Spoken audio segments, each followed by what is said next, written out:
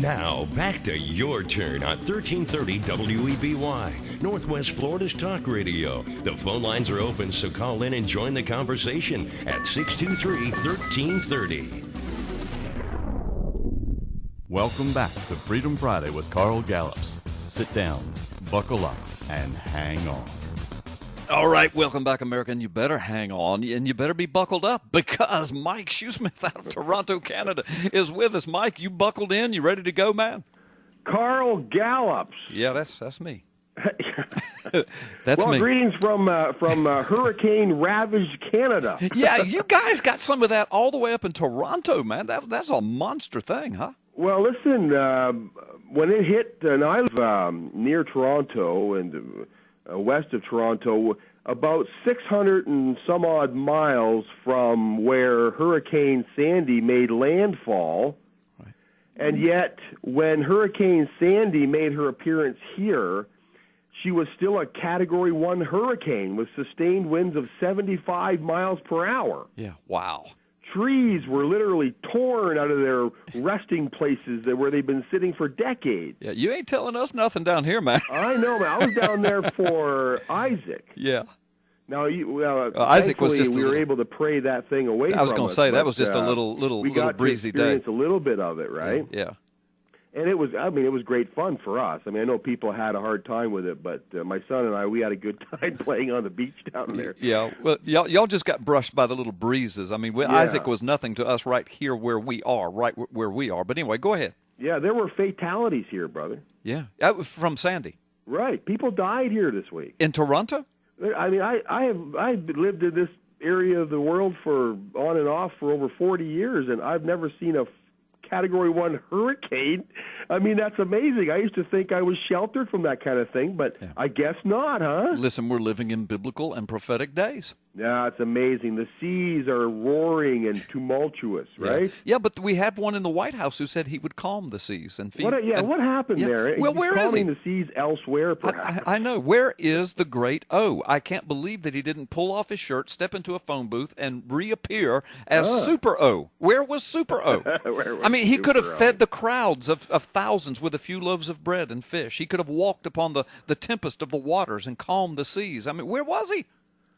Well, I don't know. Hopefully, now this is the last Freedom Friday show before the election. Yeah, I'm psyched. Yeah, me too. That the American people are going to get rid of yet another dictator, their own.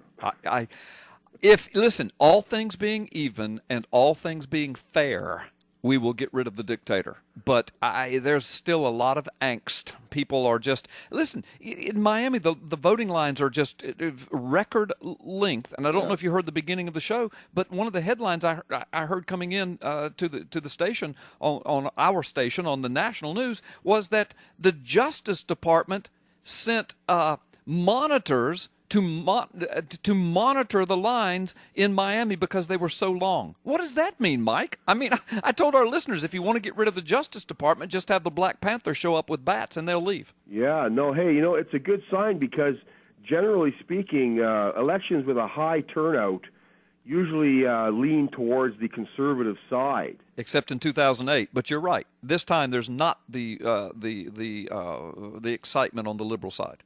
Right. So let's, let it not be said, Carl, that I did not do my part.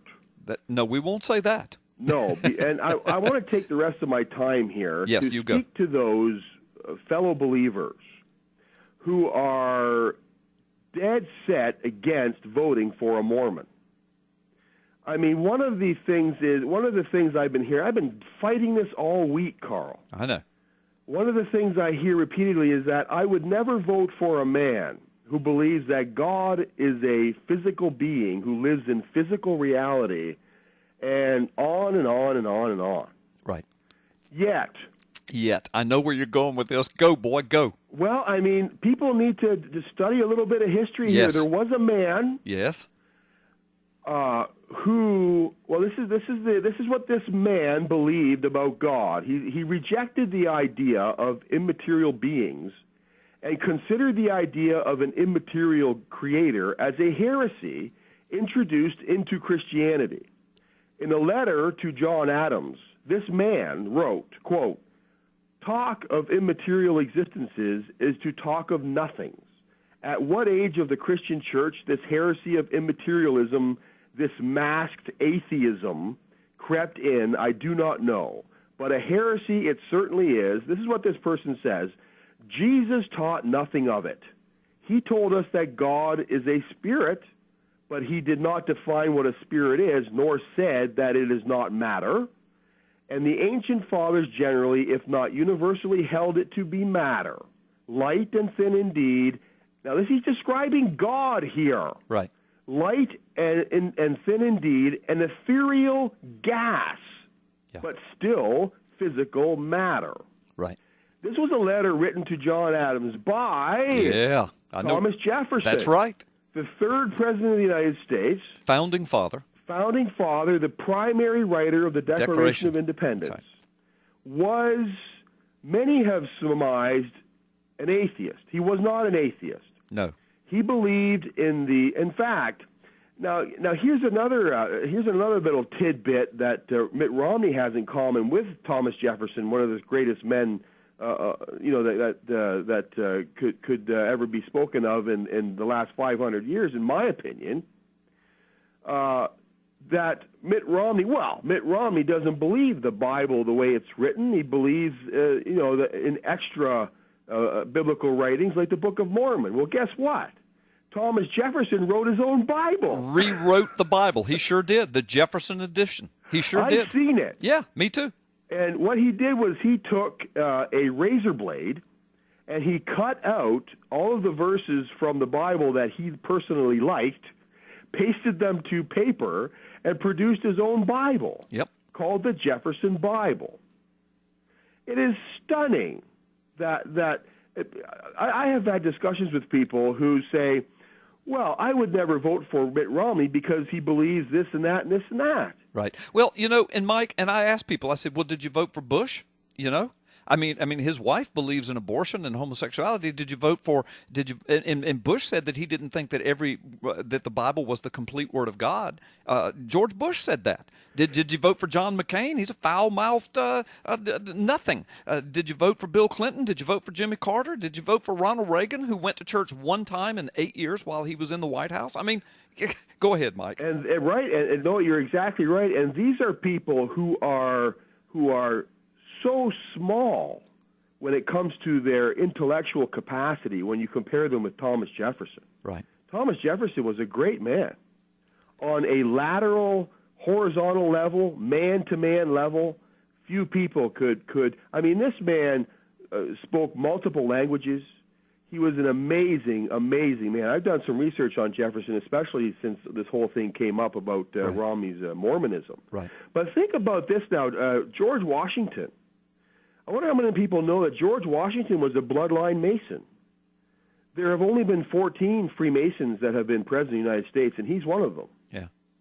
And bloodline Masons, now they take Freemasonry to a whole new level, brother. They believe that they are the keepers of the Holy Grail. Yeah. They believe that they are direct descendants of the serpent in the garden. And George Washington, there's many of his writings which support his membership in Freemasonry, and yet without George Washington and Thomas Jefferson, guess what? There is no United States of America. Right. So yeah, at the end of the day, essentially, if you will not vote for a Mormon, then you would not vote for Thomas Jefferson. You would not vote for George Washington. And let me say, at this point in the election, at the end of the day, if you don't vote for Romney, and by the way, I'm not a big Romney fan at all. I'm an America fan. I want America to breathe.